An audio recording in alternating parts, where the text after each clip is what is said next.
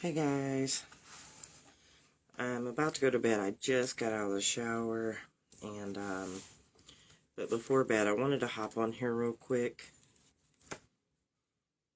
and do a devotional before bed, because I don't think I did one today. We did read in Psalms and Proverbs today, so I do want to go in here and do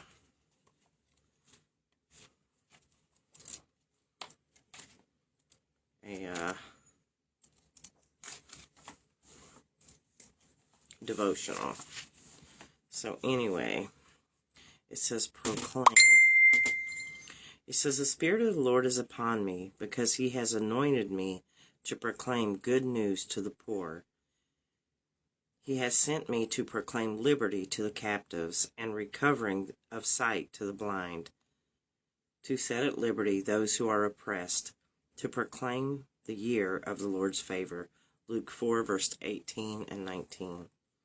It says, many people have said Jesus never claimed to be God, that he was a good man and a powerful teacher, a humanitarian, and an example we should follow, but that he didn't actually claim to be more than that, and his followers added the divine part.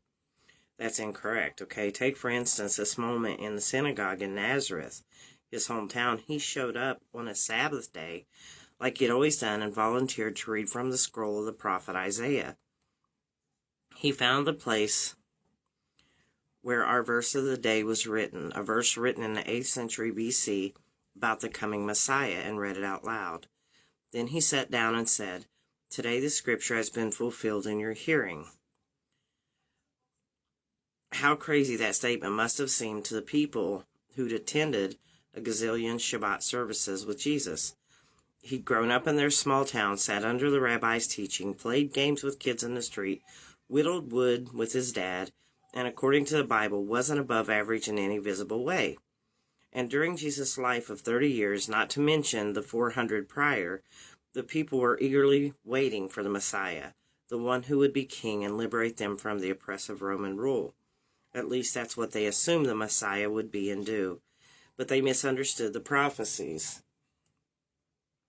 To proclaim the good news to the poor. Jesus came preaching heaven, its riches, its beauty, its infinity, and its availability. He came with a message that there's more to life than what we see, more for those literally disenfranchised, and more for those impoverished in their souls. To proclaim victory to the captives. Jesus wasn't a political liberator. He was a spiritual liberator.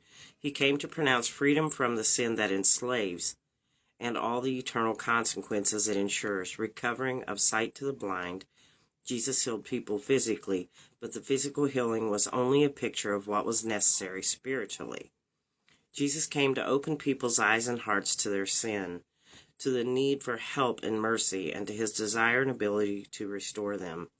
To proclaim the year of the Lord's favor. Jesus and the gift of salvation he would offer express God's favor toward us, a world in desperate need of him. Jesus was indeed a good man and a powerful teacher, one who was kind and loving and inclusive and all that. But he also claimed to be the fulfillment of the Old Testament prophecy regarding the one who would save the world. And on that Sabbath day, in his quiet hometown, he proclaimed it in a way no one in the room misunderstood. The long-foretold Messiah you've been preaching about in your synagogues for centuries. I am he.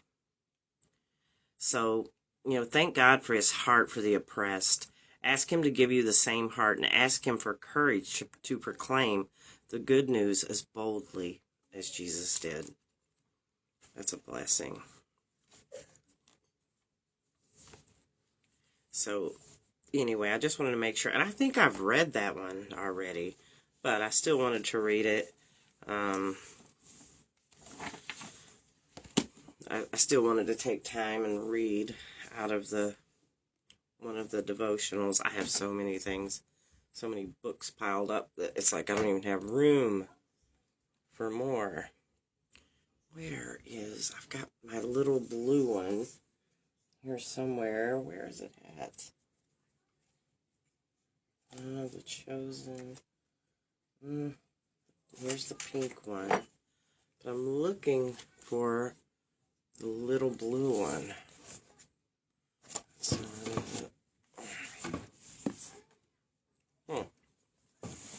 I know I have one in my work bag to keep with me, but... Okay, so we're going to go ahead and read one more. It says, you are chosen. It says, God decided in advance to adopt us into his own family by bringing us to himself through Jesus Christ. This is what he wanted to do, and it gave him great pleasure. Ephesians 1:5. Adopted children never have to wonder if they are wanted. They grow up with the certainty that their parents chose them. What a blessing. As a child of God, you are granted the same wonderful knowledge. You are his adopted one, chosen specially to bring him pleasure, not to accomplish any great feat or to fulfill any grand purpose, but just because he wanted you. It says, Father, I can't believe you chose me with all my faults and all the times I go on my own way. I'm amazed you call me your beloved child. Knowing I bring pleasure to you just by being me is one of the greatest joys of my life. That's pretty too. These are very small ones. This is the Be Still and Know devotional. And it's small, and it has really short devotionals in it. I have this one, The Chosen, that I really like. It's The Chosen, a blended harmony of the Gospels. And I had got so far in it, but it's a really, really good one, too. I really like it. And actually, the devotional I read out of mostly is The Chosen 40 Days with Jesus. I really like this one. So, anyway, God bless you guys. I have to get to bed. I've got to be up at, I haven't decided if I'm going to get up at 3:30 or 4 in the morning. I am going to get up in the morning to read Proverbs and Psalms. So, I'm going to try to be up about 3:45 so that I can get on here and do that. If you're here, I'd love you to join me. If not, you can watch the replay. But anyway, God bless you guys. Have a good night.